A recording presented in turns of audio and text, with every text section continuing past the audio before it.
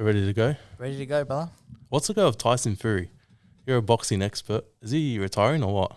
I don't know. I think it comes down to money at the end of the day, like probably everyone else. I think he'd come out of retirement if the right fight's there. He probably just wanted a break. The bloke's been in and out of camp for a long time, killed his body. A long time. Didn't he have a couple of years off? And Yeah, but I think that's why he's the way he is. He's an encapsulating figure. So what happens is they go away for a little bit and they come back and he gets to maximise his income. There's fights there. There's no way in our lifetime that we should have a Tyson Fury and an Anthony Joshua and they don't fight each other. why aren't they? What if there was one reason you put it down to? Oh, it's probably the split. Both of them feel like they're, bigger than the other, which rightly so. There's different elements to it, but I think at the end of the day, it's like everything. It's why haven't we seen Errol Spence against Crawford? Why don't we see these other fights? Why did Mayweather Pacquiao get made so much later? It all comes down to money. Everyone feels like, that they should be paid a certain amount, and if numerically that number's not there, then they're not going to fight. If you were putting the deal together, how would you set it up? I think a 60-40 split for Tyson Fury. Obviously, him, getting the lion's share of everything. I think that's the right way to do it. I think if I'm Anthony Joshua, I'm taking 40%. The fight is going to be massive, and realistically, Joshua doesn't bring anything to the table other than the fact that he's Anthony Joshua. He doesn't have the belt. It's not like he can bring anything there in terms of what Tyson Fury can accomplish. It's just for the world of boxing. It's just the right fight for us to see. And what about Usyk and Fury? Why isn't that not happening? I think because it probably doesn't get Fury out of bed. You reckon? Isn't that all the belts? It is all the belts, but he's done it before. He's a weird character, right? He's going to go in. He's probably going to float in and out of boxing for years to come. Who knows? Maybe he is serious about retirement and he doesn't necessarily want to come back because it's a hard sport, man. And he's struggled with his mental health as well. Maybe he's gotten himself to a place where he's happy and he feel like he's accomplished everything and just wants to spend time with his kids and his wife and enjoy his money. And hats off to him if he can do it. Similar, I know it's not the same in terms of success and all the belts right now, but Conor McGregor's kind of in a similar space. Yeah. But there's reports he's coming to fight Justin Gaethje at welterweight. Yeah, I read that this morning. I think that's look, in terms of weight, I think welterweight's probably a good weight for him to come back at initially because it doesn't look like he's anywhere near 170 at the moment. Apparently he hasn't been tested as well. Nah, let me tell you, if they've been testing him and he's been passing, I'll take whatever McGregor fast program he's on because he looks a lot bigger than he has before. I think Gaethje's probably a good match as well. Gaethje's coming off a loss. It's just, I don't like in terms of it makes sense, yes, but as a McGregor stan, I don't like that for him, bro. No. It's gonna be hard for him. It sucks because I think that Nate probably would have been the right one. Yeah. I was even thinking prior to Nate fighting Tony that Tony would have been a good fight for him. Too late now. Too late. We can't. If McGregor comes in and dusts Tony, it's just a bad look. Yeah. I'm a McGregor fan, irrespective of what he's done. I don't agree with everything that he said and everything that he does, but man, to me, the build up of McGregor fight week, there's nothing like it. Nothing like it. Nothing like it. It's incredible. Not in our generation, anyways. 100%.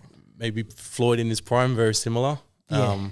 But that was before me. But yeah, I'm a bit worried for him to go against Gaethje and the. How does that fight go? What happens?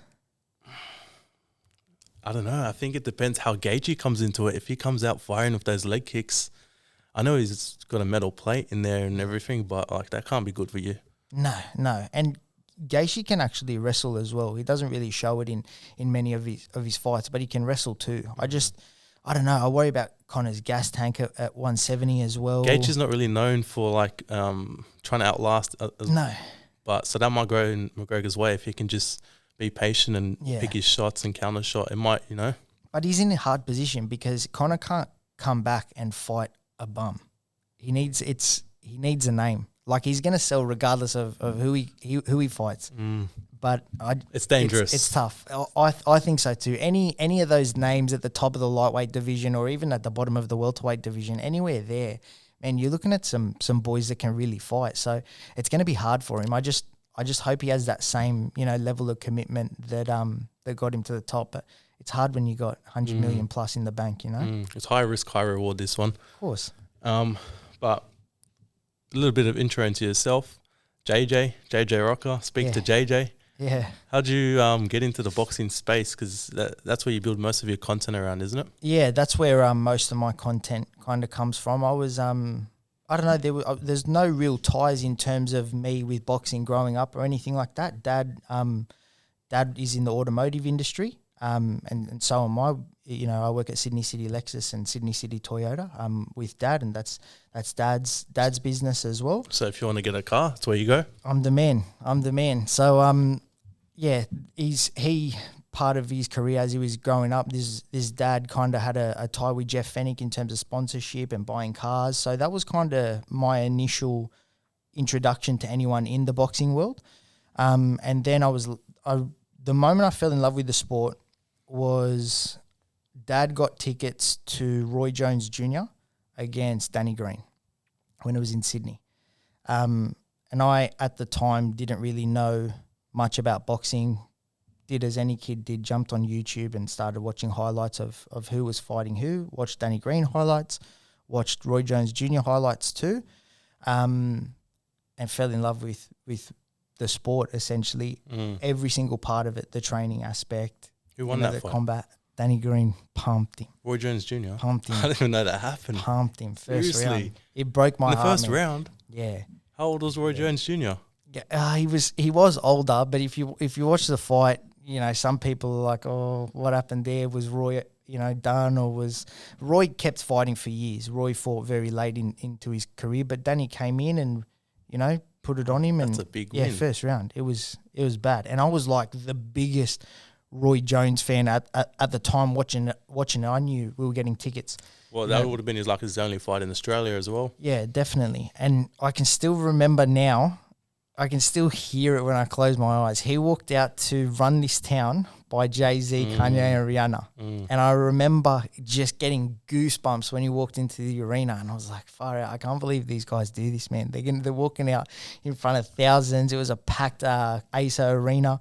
Yeah. And I don't know, I just fell in love with all aspects of the sport from then, and then kind of became a fan. And then through being a fan, I got introduced to different people in the sport, and I've been very, very fortunate to go all around the world for boxing. I watched fights in America, fights in Macau, China with Billy Dib and stuff like that. So I've been real lucky in that space. Boxing and combat sports entrances and intros have to be probably like the best part of intros for any sport. Like that just gets my blood going. When you got either the song comes on or in the UFC when they get in the ring and Bruce Buffer gets on the mic, bro, no one does it better. Yeah. Like that will just get me up, throwing hands in front of the TV, 100%. Ready to go. Like so different with rugby league. Like they run out, they'll stop and then they just do the kickoff. But I don't know, man. There's something about combat sports intros that just gets you going. They go on a war. They're going to, punch each other in the face. One of them could die. Like it's crazy. I know. That ring walk, I think, is so sacred, because I've been lucky enough to share a lot of different change rooms with a lot of different fighters.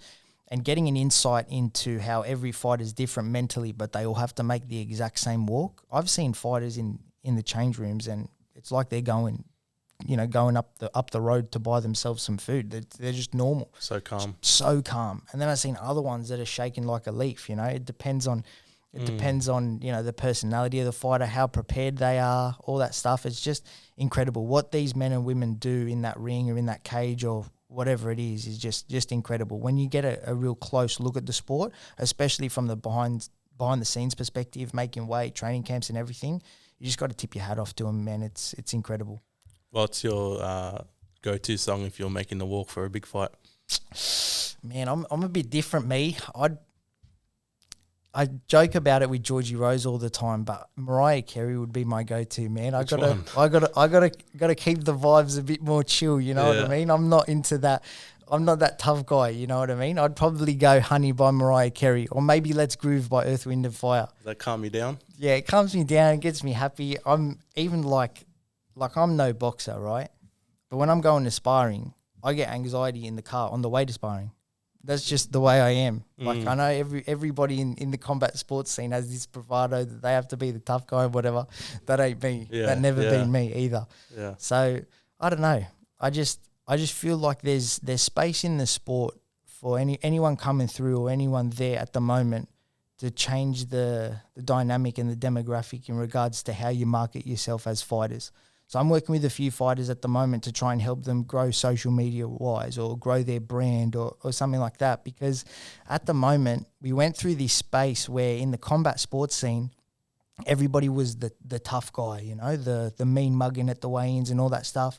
Then we went through the McGregor period where everybody thought they were Conor McGregor, and some people can't talk, and that's all right if you can't talk. Don't talk then. You know, there's nothing worse than sitting at home and you see someone grab the microphone and do this call out and they're stumbling and bumbling and you're just like, oh, some dude, bad ones. We know you practice this at home during training camp. You can't. I want you to keep going on what you're saying, but what do you think of just jumping on that point? What's his name? The guy that just fought on the No Limit from the heavyweight? No, is he from Ireland or English guy? Foley?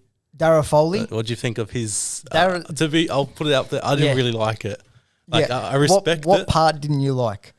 I felt like he was trying a little bit too hard with the birthday cake and the lotto ticket. Like he was just rambling on, and he wasn't getting anything from his opponent. Just stop. And I think you hit the nail on the head there, right? Is in terms of all that stuff working, you need a dance partner. And takes two to tango. Yeah, complete respect to Blake Minto, but Blake Minto's not the bloke that's going to jump at a press conference and bite on this stuff. Dara is built for the bigger stage. If he sat at a matchroom press conference against somebody that's been there, done that, and wasn't spooked by the bright lights, it'll look natural. Yeah, that I have a personal relationship with Dara. That's what he's like. He's your practical joker, loves a bit of rubbish talk, that type of stuff as well. I as a mate of his, I looked at it and laughed. I don't know how it was received from a fans' perspective, but it's an interesting insight because I think he's good for TV. The only thing that bugged me was I think it would have been perfect for him to be able to jump on the mic post-fight. He didn't get the opportunity to the other night after he won against Blake, but he's good for visuals. He's tough. He looked rugged after his fight. He's normally in a war and stuff like that. So the more that we push these characters, whether they hit or miss, I think it's good to have these personalities in the sport, regardless of whether they're the good guy, the bad guy, or indifferent. I push personality every time. You do make a good point that he was kind of the only one, which is they look like odd one out. Yeah, but 100%. I guess if there was 5 others of him in different fights on the same card, it would be better. Yeah, exactly. But you were saying we're going through phases. Yeah, so we go through these phases, and I think there's what people need to learn is that whoever you are, just be that. Don't pretend that you had it hard if you didn't. Don't pretend to be some mad talker if you aren't. Don't glorify certain things if you didn't necessarily come through that road. Just be yourself, because your market and the people that you're trying to encapsulate from a viewer's standpoint are going to resonate with you regardless, right? That's like these Penrith boys take it from rugby league, for example. My biggest thing in terms of rugby league, in terms of growing culture and stuff like that, you look at the NBA players when they rock up to a game. There is Instagram accounts dedicated to what they wear prior. But we have all of our boys wearing the Penrith logo or whatever club they play for logo. It's not even like, you know what gets me? It's not even like they're wearing sponsors. They're just wearing a black, maybe Penrith logo and some black pants. Like there's so much money on the table from different areas. You might not get that if they could wear whatever they want. You might not get that initial sponsorship money if they were sponsors. But in terms of growing the game and resonating with more people and growing the audience, like there's so much money left on the table there. Yeah, 100%. And I think it's cool for the viewers to get a bit of an insight into what these guys like to wear, what they like to listen to before, that type of thing. Personalize it a little bit more, because then you see like the NFL do it, NBA do it. There's so much more room or opportunity for rugby league, and it's probably more so shown on the boxing side, but it's not really televised. These guys, or men or women, NRLW, NRL, male or female fighters, they all have a story. As soon as they tell their story authentically, it's normally pretty cool regardless. To get yourself to a point where you're playing an elite sport, you have a story. So the more that we push that and that individuality, I think the better it's going to be for the sport as well as the people playing it. Where do you see opportunity in terms of the boxing space? The opportunity I see, look, I'll be honest, nobody's doing it like No Limit is. They are absolutely incredible. The way that they're growing the sport domestically to then grow fighters domestically and then bring them to international waters, it's brilliant. Their shows are head and shoulders above anyone else in this country. No one can hold a candle to them. They do it all properly, from the press conferences before to the weigh-ins to the music at the shows, where they're doing the shows, the matchups that they're doing. They're willing to pay fighters more to make sure that the good fights are happening. They've just started doing post-fight press conferences, which I thought was a very, very big missed opportunity from an Australian perspective in boxing, because you have a look at all these fights internationally. As soon as the fighter wins, they're in front and center in front of the media after the fight, answering all these questions. What's next? How did you feel tonight? Whatever it is, it's a great opportunity for the media to get boxing or whatever sport it is a little bit more mainstream. That's probably the biggest opportunity, but No Limit are thinking about it. I think from a fighter's standpoint, opportunity lies in terms of marketing yourself. I tell the boys that I look after constantly that this is a business. Do not get it wrong. It is 100% a business. Boxing is 100% a business. You have a very, very, very short shelf life in terms of what you can do with your career. So monetize it. Maximize your income as much as you can. There are people that resonate with fighters that could never ever do it. Show them that. Go to big businesses. Tell them, I want you to be a part of my journey. We can go to the top. All I need is a little bit of financial backing. You'll have your name on my shorts and grow together. But share your story. I know it's a very foreign concept, and it can feel very self-indulgent for you to post yourself. But people genuinely want to know what fighters are doing, because what happens is it gets to, a fighter's Instagram normally looks like this: fight announcement poster, picture of them training, another picture of them training. Weigh-in photo, photo of them winning. Yeah. Then it restarts. Yeah. Change it up. It's a cycle. Let's break it down a bit, because it is, I do agree with you, but it is easier said than done. Absolutely. Just as someone who does a normal job and tries to make content, like, it is a little bit hard. So I can imagine someone like Hugo Haas, for example, who's here, trains full-time. How would you, if you could break it down for him, what should he be doing? Should he be going on like Instagram Live, TikTok Live? Should he be posting workouts? Well, has one of my boys, we work together quite closely in terms of his social media plan and everything else. The easiest part with Haas is that I believe he is the best prospect that we have in Australia that's untouched. People don't know it yet. What do you mean untouched?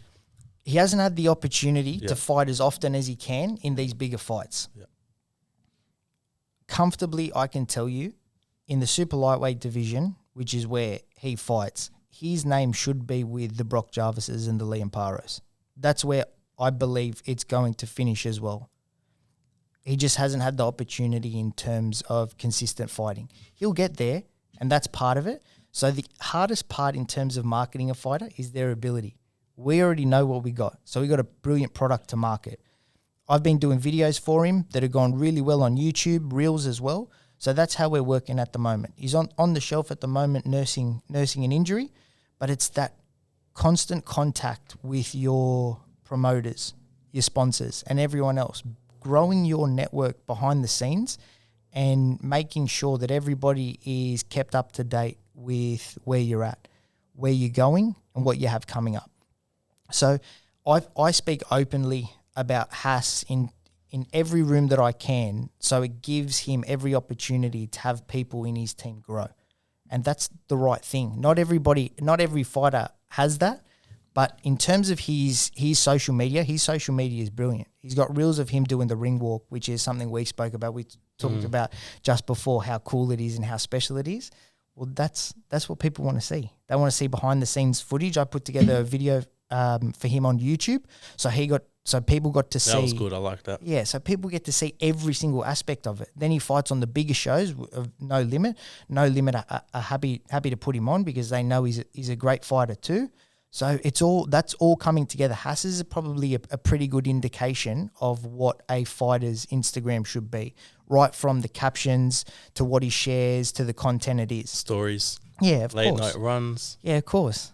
Everybody wants to know that you're doing it. How big is the check you're cutting him? Not big enough, let me tell you. Before boxing and when I'm long afterwards. I think you've seen that too with Kambosos. Like people say, oh, he got lucky, he got that fight, but I was following him for a little while, and he's always posting. Yeah. Like when he was back in Australia before he went to America, he was always posting workouts and updates and stuff, and it just grew and grew and grew and compounded. Absolutely. And then he found himself in a good spot. And people can knock George however they want. Maybe he's not your cup of tea, but the way he treats his social media is exactly how you should if you want to make the most amount of money. And I don't care what any fighter says, no one's in it to get a little bit of what they deserve. They want to make the most money they can, and they should. It's a very, very hard sport. You're going in there, you're getting punched in the head. There's a big chance that you can die. You can make the walk and then not walk back. That is a real possibility when you're fighting. So why would you not deserve every single dollar that you can?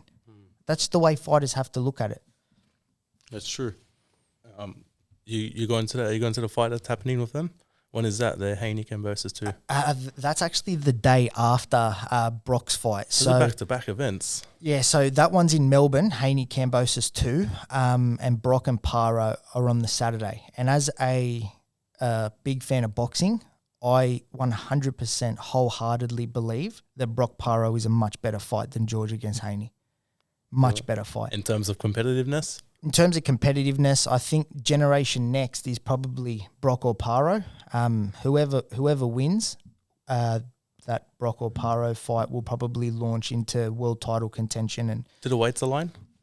George is fighting at lightweight, which is one weight class underneath what Brock and Paro are going to be fighting at, which is at super lightweight. So it's probably not in the realm, not impossible for that fight to happen, but probably doesn't make sense for either of the parties. I know that Liam's not going to go down, Brock's not going to go down, and George, not right away anyways, maybe in the future. Yeah, how do you see both going? I think Brock will steamroll Liam Paro, respectfully, and I actually like Liam. I have a personal relationship with Liam as well, and he's a great kid and he's a tremendous fighter as well. But look, at the end of the day, it's just business, and unfortunately he has to run into a very prime Brock Jarvis at 140 pounds. So I believe Brock will be victorious on the Saturday, and then I think, again, respectfully, because it's always good to see an Aussie win, but I don't see how George could possibly win on Sunday. It's going to be a hard mountain to climb, bro.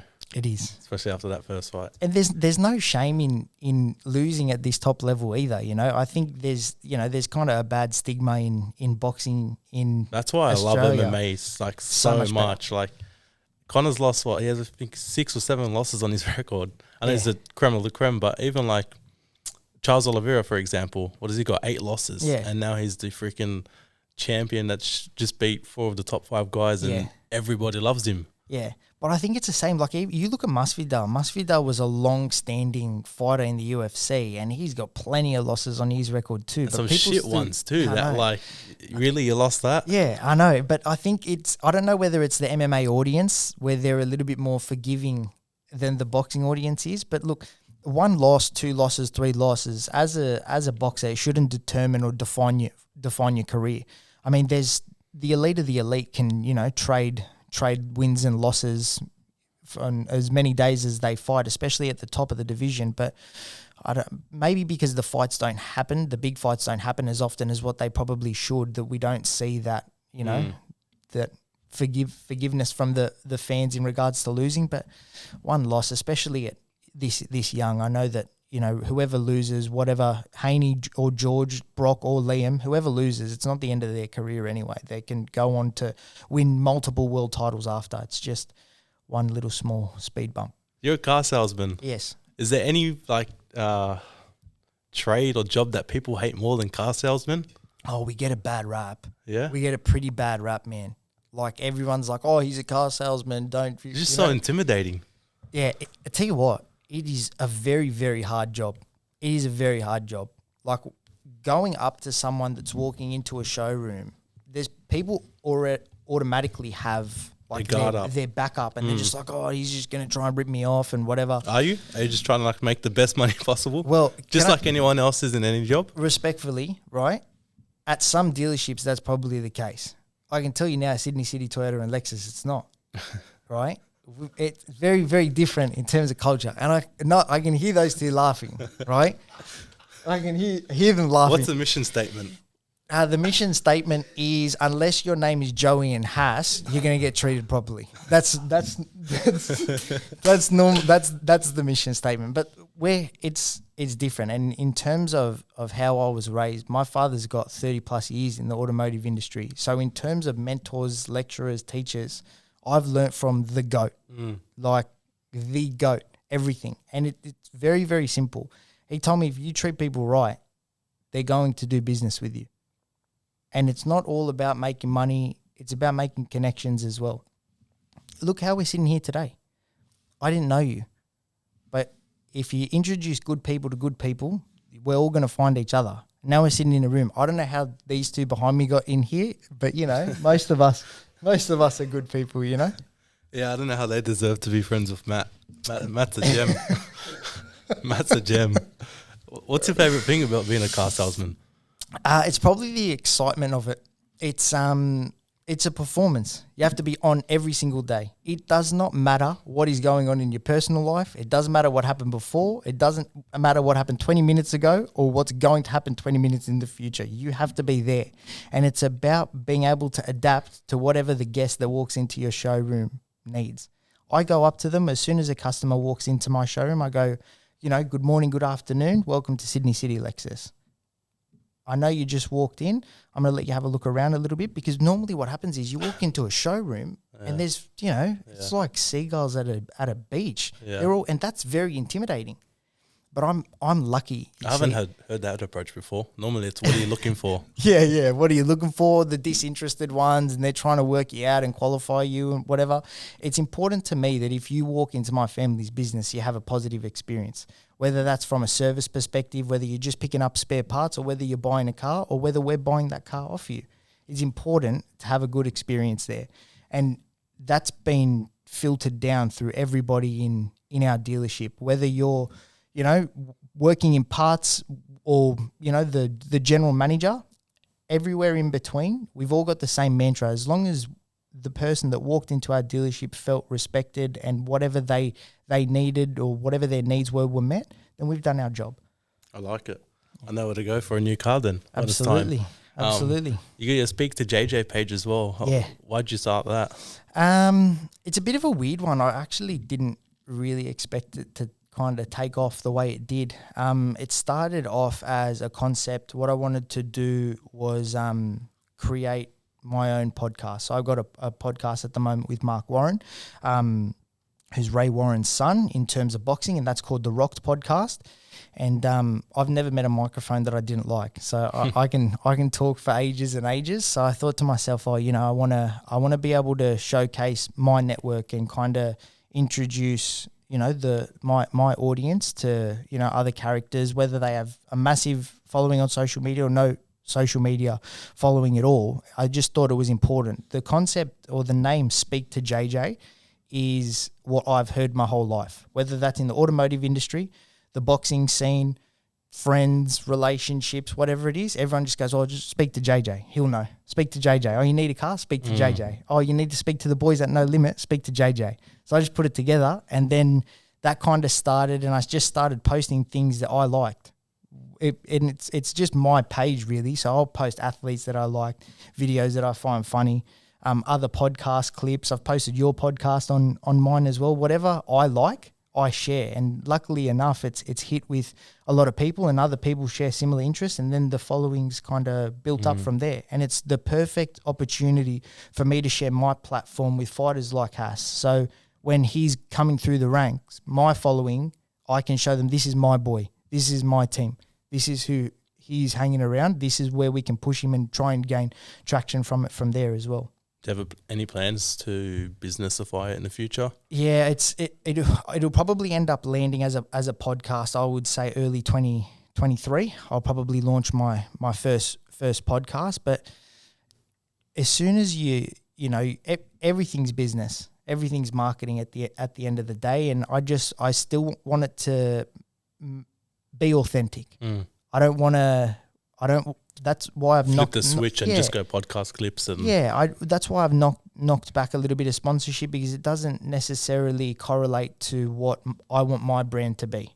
I'd rather start with, you know, smaller sponsors that I wear, stuff that I wear, as opposed to, you know, flogging different things or stuff like that. So it's a learning process, and I'm still navigating it. But it's just a bit of fun. And to see like the other day, Carl Anthony Towns liked my video on Dingo, and I'll have a look, and like you can filter it on Instagram of like who's verified and had a look at your staff and liked, and seeing some of these names, I'm like, damn, that's crazy. Crazy reach. Yeah, but it's just like the biggest lesson for me in terms of the media space is never stop being a fan. I'm probably not in the position to give like these lessons or anything like that or feedback, whatever. But for me, it was just never stop being a fan. You're going to meet some awesome people. You yourself, you're a name coming through in the media space, right? Never stop being a fan. You walk into these rooms and there's these personalities and, you know, sports stars and whatever. And I think everyone tries to play like the cool, calm and collected card. Like, you know, I'm here too. Dude, never stop being a fan. Give them their flowers there. Tell them, oh, dude, you know what? I watched your last fight. That was crazy. Yeah. It's never lost upon me when I get to share a room with the Jeff Fenix, or even like I was a big follower of YKTR. Right, I used to watch all their vlogs, like Chico, Normie, Ice, all that stuff. And then I reached out to Jordan Simi. He hit me back, and now Jordan Simi is one of my boys. Like, he's a good mate of mine, you know. And it's just, I think it's important to not let your personality or your own clout kind of cloud your judgment as you come through. Just be authentic. 100%. Never stop being a fan. And if you like someone in the room, or you like what they're doing or their content or how they played on the weekend or how they fight, man, let them know. Yeah. No one's ever going to knock you back and be like, oh, no, whatever. If you go up to them and go, man, you played the best 80 minutes of football I've ever seen. I'm a big fan of yours. You know what I mean? If they do, it says more about them. 100%. So that's kind of where I'm at with it all. Speaking about Simi, what do you think of his fight? Personally, I thought he was going to walk through him, man. Yeah? I thought Simi was going to pump him, and I don't know. I think he gets a bit of a bad rap, Simi, in terms of that fight. Man, Hodges is like, I know that Hodges is no Tyson Fury, right? But he can go. I can tell you now, I was very, very involved in the Simi camp. That was Simi training on 8 days. So to go in there, I thought he was training like months beforehand. He was kind of sort of training in terms of getting the weight off. But as you would know, you know, a boxer size session and a pad session getting ready for a fight, two very different things. This fight kind of came up late. I spoke to the team at No Limit. They hit us back, and we kind of got it done on 8 days. And that's when Simi was like, all right, I better lock in then. And, man, I tell you what, he went out there, fought full pro rules, little gloves, all the nerves, the walkout, did the press conference, everything, went the distance with Justin Hodges. I mean, that's pretty special in my opinion. It is, yeah. And pretty crazy. I've got some news about Simi. He'll be back soon. Yeah. So watch this space and watch. It's pretty exciting. Is he gonna fight? You probably can't say, but is it gonna be that guy from New Zealand that keeps calling him out, Jordan? Oh, the other Jordan? Guy. No, Radio? That won't be next. It's not off the table. I mean, he's got a massive following as well. No, but they're actually boys, those two, which is weird because I see them hit each other in the comment section. I'm like, damn, these two are probably going to be punching on at some stage. That's a big fight in the influencer space, I believe, especially over in New Zealand. It'd have to be over in New Zealand, in my opinion, because he's pretty big on radio, that other Jordan he guy. just left the show, or they got rid of him or something, but he's massive there. Yeah, I actually watch a little bit of his content as well. I actually like him. He's funny. He's funny as. And I think the press conference with those two, like, that is a must-happen fight. But Simi's next fight, it won't be him, but announcement coming soon. It'll be a good fight. Exciting. Yeah. Exciting. You into your rugby league? You know, I know you post a lot of content about it, but who do you support? I support the West Tigers. So Really? it's been a difficult few years. That's sad. It is, yeah, it is sad. It is sad, but you know, what can you do? It's That was wooden tough. spoon, eh? Yeah. Last. What does that come down to? Probably a few things, man. Missing tackles would probably be the biggest one. It hurts, and I'm one of those supporters that like I watch every game. Yeah. Like so I work weekends at the dealership, whatever. So sometimes I miss You the go back game. and watch I it? go back and watch them, even when I know the result. Even no, you know, if we get flogged, I'll still watch it because I just want to see where it went wrong. And it's been hard, but man, only way is up for next year. That's true. What do you think of the grand final? It was a bit uneventful, I thought. Bit of a letdown. Yeah, a bit of a letdown. But look, at the end of the day, the best team, I believe, won. I think Penrith are really special. And it's good seeing a group that's kind of come up together win like that. It was disappointing for Parramatta. I'm mates with Junior Paulo. So I was kind of like low-key hoping that, you know, they kind of remind push me through. of like the Golden State Warriors, Penrith. Yeah, All drafted 100%. there. 100%. The coach is a great coach, but he just has to, you know, navigate superstars and. Yeah, 100%. But you know, it was it's like Parramatta didn't show up, man. The game was done at half time. You know, 50 minutes into the game, we knew that Para were done. I think they came, like they tried the first 10, 15 minutes, a bit of an arm wrestle, and Para, you know, they did that kick across the field from halfway. It was a bit of a risk, but after that, they just got fucking bashed. Yeah, and it was good. It was good to watch, like, even Para win their games coming through, and even like the Battle of the West. Like, it was G'd up to be this massive game, and Para obviously beating them during the season as well. I couldn't remember a grand final that I'd been so excited for in a long time, but it just wasn't there. The post game of antiques on Penrith play on or no? Yeah. It's an interesting one, isn't it? You see these blokes like Paul Kent jumping on and like bars and stuff, and they're bashing them, and people on social media bashing them as well. And I don't know, for me, the big one is Jerome Luai, right? He doesn't talk the way he does for it to resonate with journalists. He does it for the kids in Western Sydney that are sitting down, that grew up like Jerome Luai, that look on TV and they go, hey, I look like him. That could be me one day. That's who he does it for. That is the culture. That's part of that individuality. Like, we look at it from, you know, NRL fans and we go, oh my God, I can't believe these guys are walking into, you know, a dressing room with a big speaker. Yeah. How is that crazy? Everyone does that at club footy. Yeah, I know. Like, that's the way, that is who it's resonating with. And I can tell you now that while he might have been knocked by a lot of journos, all these Penrith players, while they might have been said, oh, you know, you're carrying on like you're too good, they are too good. Yeah. They're allowed to carry on that way. You know why? Because they were the best team all year. And then when it mattered the most, they showed up and they kicked us there as well. So let them enjoy it. These guys are young kids. If I was next year, if Penrith make the grand final and they win it, as a club, I would say, you know what? Based on last year, I'm going to give my players 24 hours, no media, and then see how the media like it that way. Because it's not fair. They stick these cameras in these guys' faces after they've just jumped off a bender from the grand final, no sleep. Cleary's got his ski mask around his neck, no shirt on at 7:30 in the morning. Yeah, Man, I saw that. He's like, I'm just trying to get home. Yeah, exactly. Let him go home. Yeah. They're so heavily scrutinised. I don't know, man. I think it's good. I like it for the game. As a Bulldogs fan, I don't like it.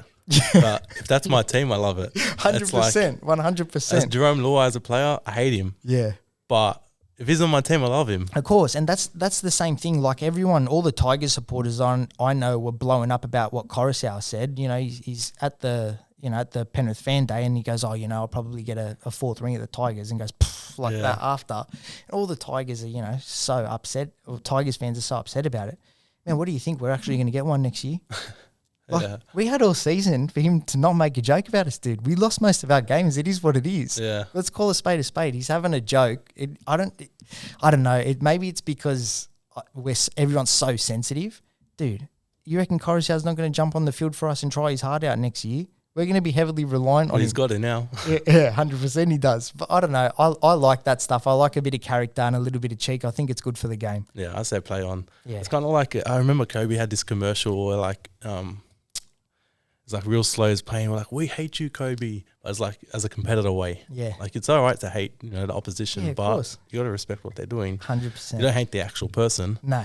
And I feel like Jerome Law is just being real. Like he saw that Maddo post, Ryan Madison post that quote, and like 100% when he saw that and he's with the boys, is like, fuck this cunt, like what a pussy. And he just posted it with a laugh. Like he's just being real. Yeah. See, I love that stuff. I think that's awesome, especially when they're doing that stuff, because I sat back and I was like, far out. I showed the boys. I was like, look at this. I reckon that's mad, because if we're talking about it, it can't be that bad. And there's no drama done to it. You know what I mean? It's not like the guys are meeting up at a Macca's car park after and punching on. It's just a bit of games on social media in front of a camera, and then everyone plays the next week. That's good. Good for the game. 100%. Are you a fan of like the rugby league boxing matches? I think it has a space.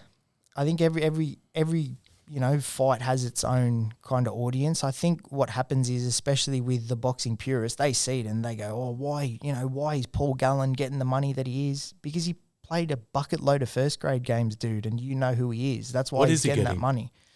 He's getting a lot. Like around the $1 million mark?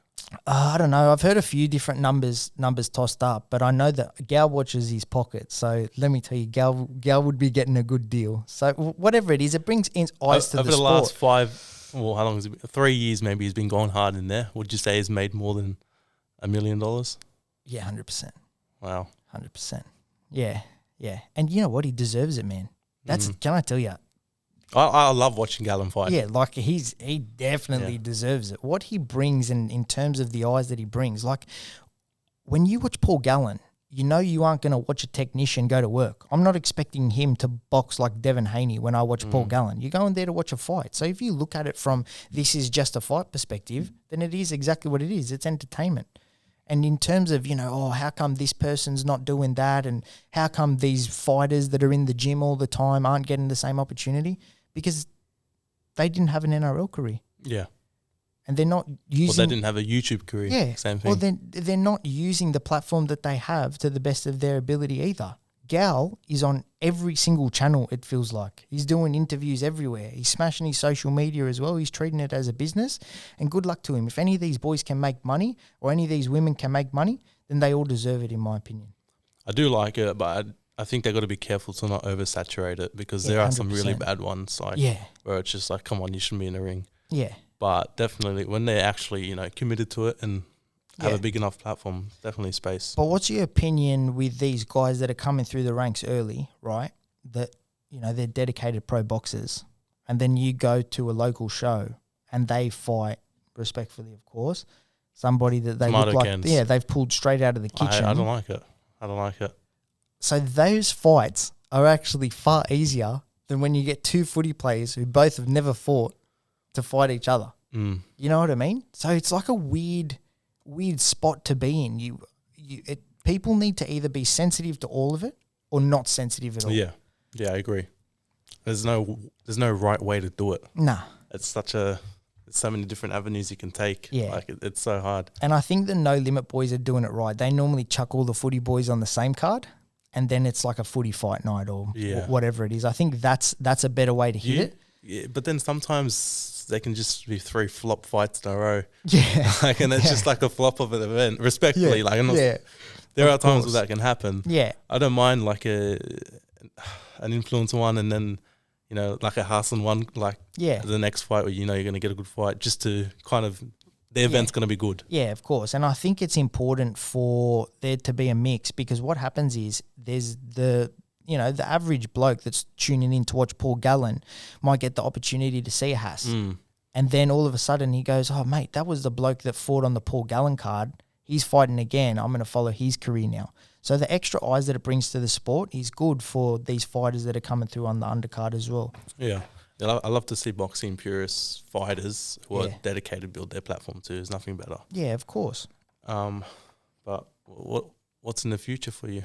Speak to JJ. You said you're going to start a podcast. Yeah, I think it'll be podcast, and then it's weird for me, because what I actually love to do is what I'm already doing.